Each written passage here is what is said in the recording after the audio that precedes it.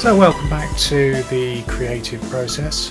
I'm going to do something slightly different today, and in fact you can see it on the screen behind me. It's a plugin, the Vacuum Pro, which happened to catch my attention through one of the continuous Facebook ads which seemed to come in my direction. They seem to have worked out I'm into music somehow. I don't know how they managed to work that out. The offer came in to get this thing for $1, I believe it was, and I thought for that price you can't really go wrong. And of course the thing that really made it interesting was the idea of having some kind of tube emulation. Now, like most people, I guess we're all a bit skeptical of things like that.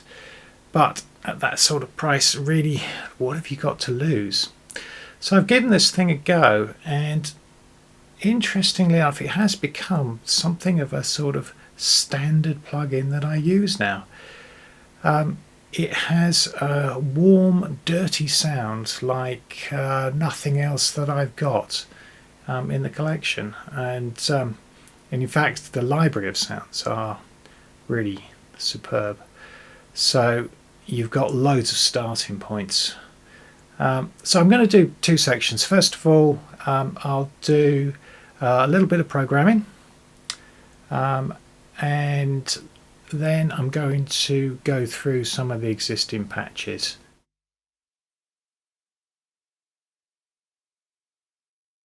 So what I've done first of all is if you choose the default setting from the menu of patches here, then it basically resets everything to something bland that you can start from. Now, probably a good idea at this point then is to save this as something. So there we go. No idea what I'm going to do here. Let's quickly run through the sections. I'm going to assume that anyone watching a video like this is going to know the basics of subtractive synthesis, so I'm not going to go through that. What we've got is two oscillators, mixer section, high pass and low pass filter. Actually, it says bandpass there as well, so I guess there's a mode change here. So filter section. We have a low pass filter section. We have this age section, which is kind of interesting. And then we have this amplifier section, setup glide. I guess there's some kind of portamento type thing going on there. Various envelopes. This one is got a little bit of a gotcha in it, so I'm going to cover that. And then LFO, various modulation sources here. I'm not going to be able to cover it all. It's far too much. The effects are also very nice as well. That's worth looking at. The phasers, chorus and the phaser, very, very good. Very jar-like sounds. Key thing about this synth, though, is that each section has what is supposedly an emulated valve output driver. Now, I'm not exactly certain how that works in relation to these oscillators, because what you have is a continuous shape change between triangle, saw, I find this quite difficult to read, pulse width 50% and pulse width 0%, I guess. Okay, so that would be a 50% should be a square wave, and that should be a pulse. That's the same with both there. Here, saturation, so we'd expect a certain level of distortion. And the same here, so saturation on both filters. And then drive on the mixer, so perhaps a harsher distortion we would expect there. And then again, shape on the envelope, some form of distortion, not sure exactly what. So anyway, the point is that these valve emulations are the things that really give this synth its character. and make it really quite a monster. And in actual fact, this sound gives you absolutely no idea of what this thing is capable of. So let's try and have a look at other things here. So the important thing to note here is that this is, say, part A, and if I click on part B, we now have exactly the same thing reproduced. So you've got two layers. So it's two synths layered on top of each other. You can get some absolutely massive sounds out of this thing. Right, so let's see what we can do. Let's try and make something a bit more interesting. So I want to get a reasonable mixture from the VCO. So let's see if we can. Okay, so I'll let in on part B. Right, so part A is selected and the page is pipe.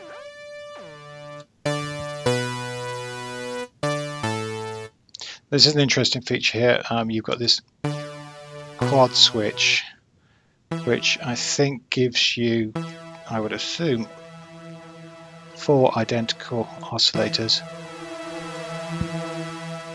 and just detunes them to give you some kind of richness there.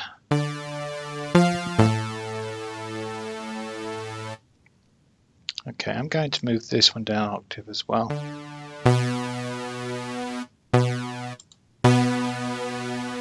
Okay, and I'm going to do this quad thing as well.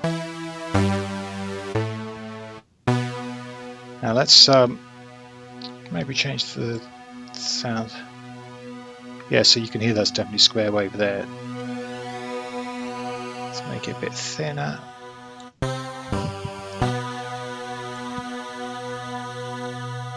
Make that one a bit smoother. You can hear it going closer to a sine type sound.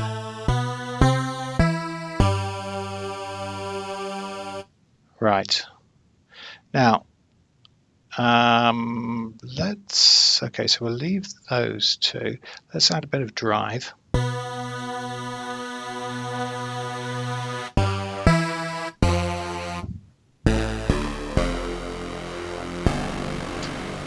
So I think now we begin to hear that dirt coming in, the thing that's actually pretty great about this. Now, I'm finding the attack there a little bit too much. So I'm going to go just take a bit of that.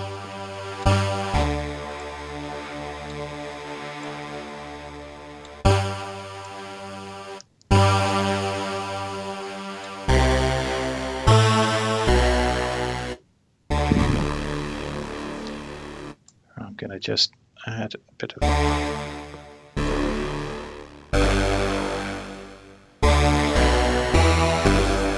So it doesn't take long to actually get something that's reasonably passable.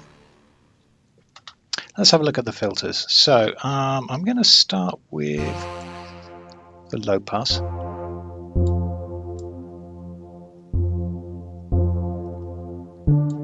So I've got a 24 dB per octave low pass there. So if I take that down to, no, it's variable.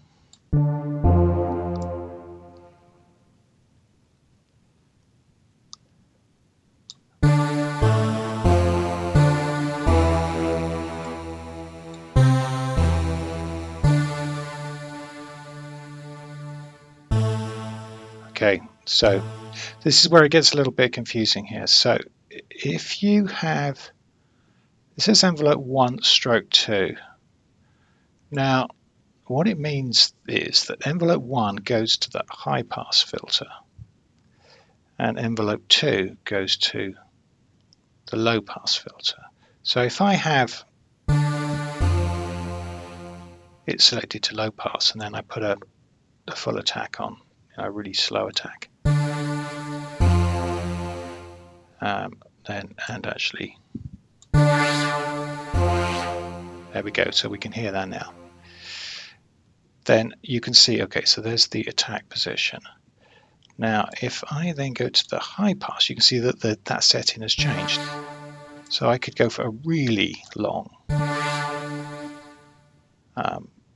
attack, say on the high pass.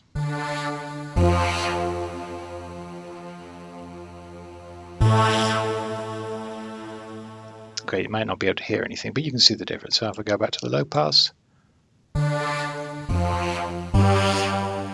and we've got, let's go back to it now. If I go to both,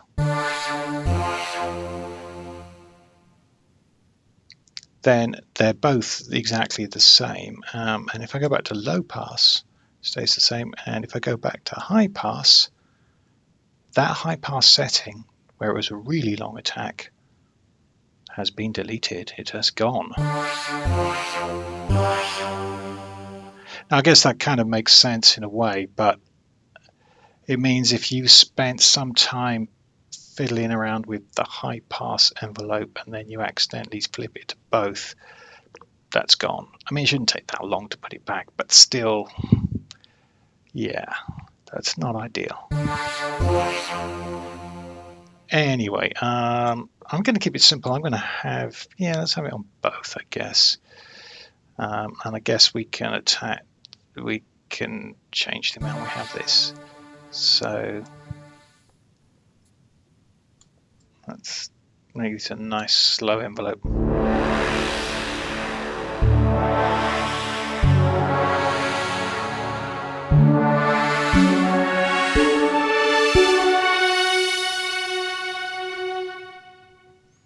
Okay, so that's pretty good.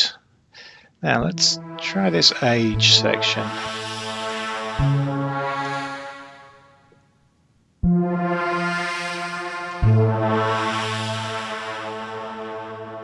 So I think the age thing is it's basically like adding some wonky vinyl to your synthesizer. So the drift basically means the notes aren't really going to stay totally in tune. They're going to be a bit sort of board of Canada. That's just quite nice.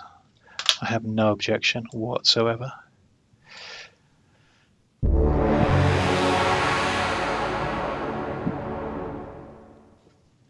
And the dust. I don't know. What is it? I don't know. Is it adding a recording?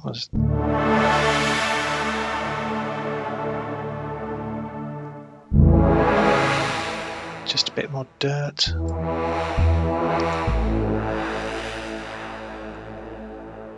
I think in this circumstance, I'm not totally certain I can hear it.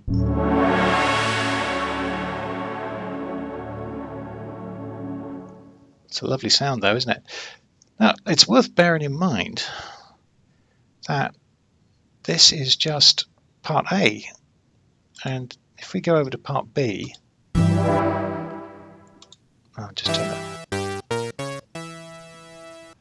We've actually got the same thing again.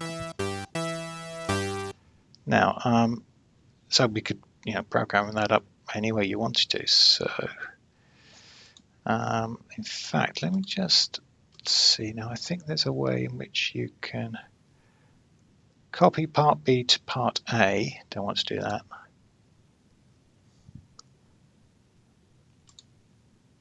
If I raised my track, wouldn't be surprised.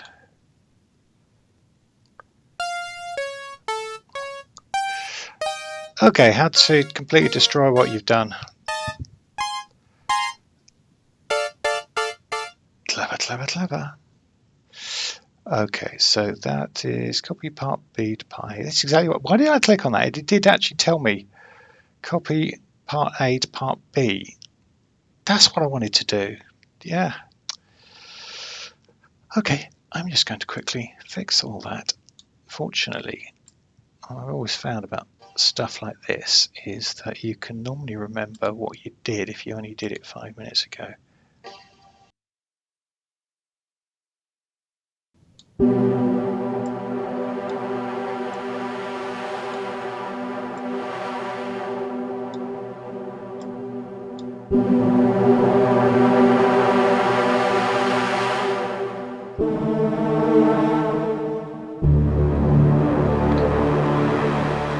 Not too sure whether that's as good as the last one, but it's not too bad. Okay, now I'm going to try this again, and I'm going to copy part A. In fact, I'll tell you what, I'm going to save it first. Yep, save.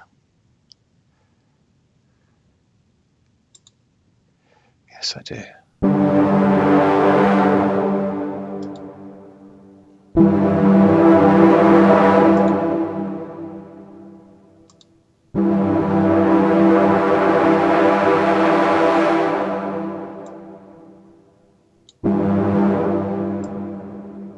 I'm just going to change the tuning on this too. Ooh, a bit much.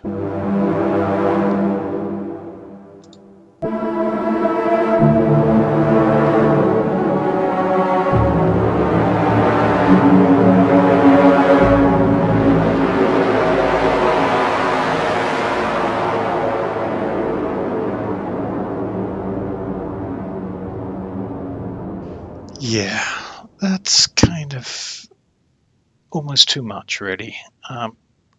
So, programming, it's pretty straightforward, and you can do really quite amazing things. That's just one example. Pads, I like pads, so I always tend to be trying to program them.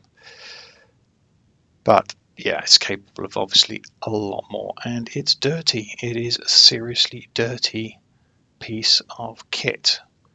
I'm almost feel like it's a piece of hardware, really. I mean, obviously the whole is modelled on the sort of Soviet synth look, and it looks like it's been stored in a nuclear power station for 30 years.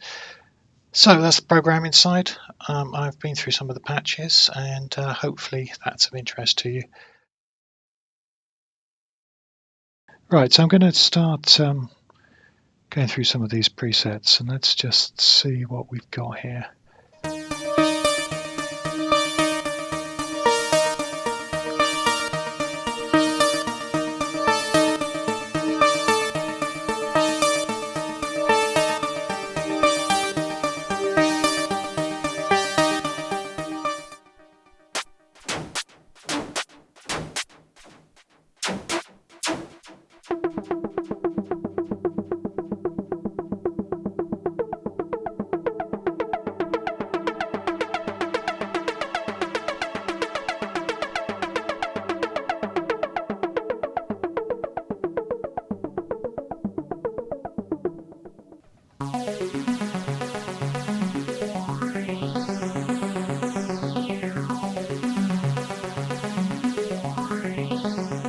I love the way you can find something to start a new track almost straight away.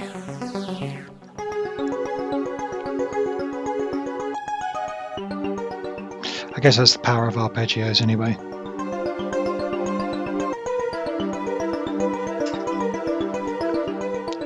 The only problem with the arpeggio on this is there is no hold button, so I'm actually using the foot pedal, which is fine, I guess.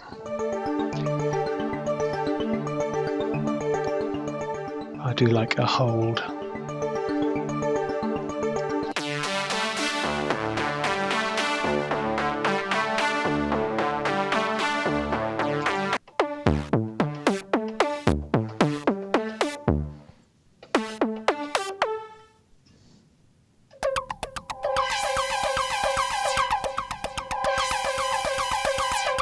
Just incredible noises.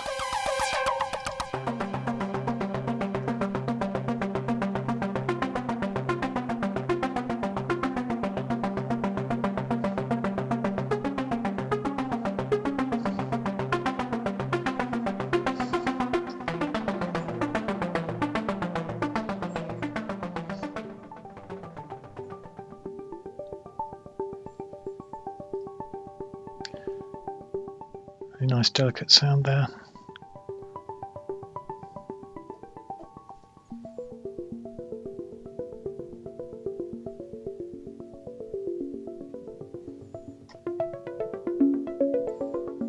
Bit more velocity on that one.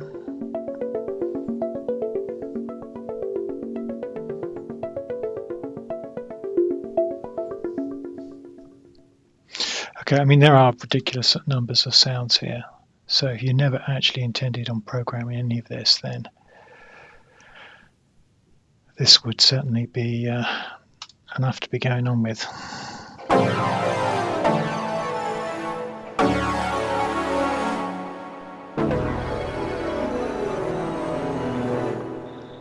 Let's try some of the atmospheres. I think are very good.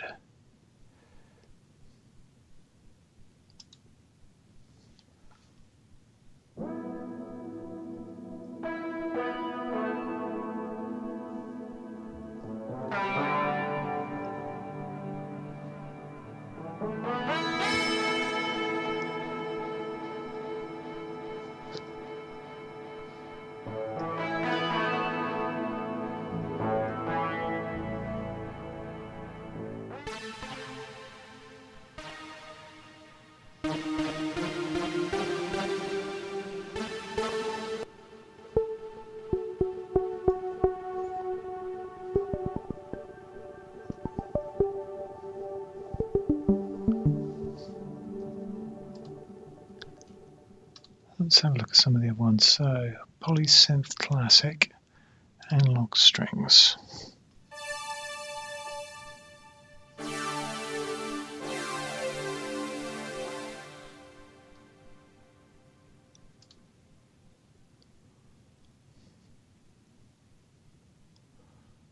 F mod.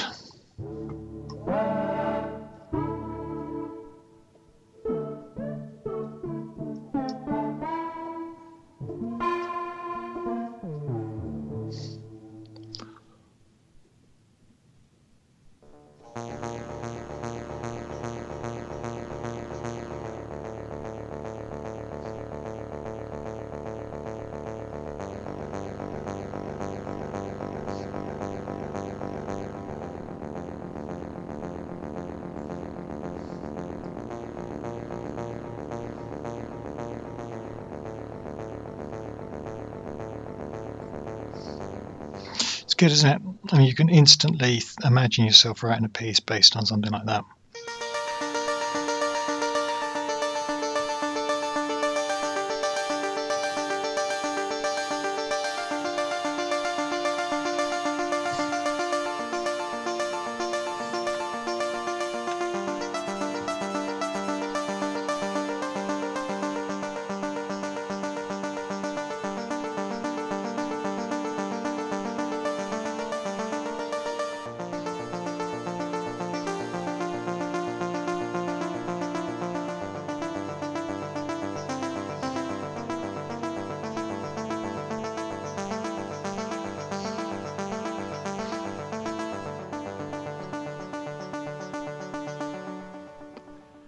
There you go, the whole track right there, right there. Okay, well, hopefully that was interesting.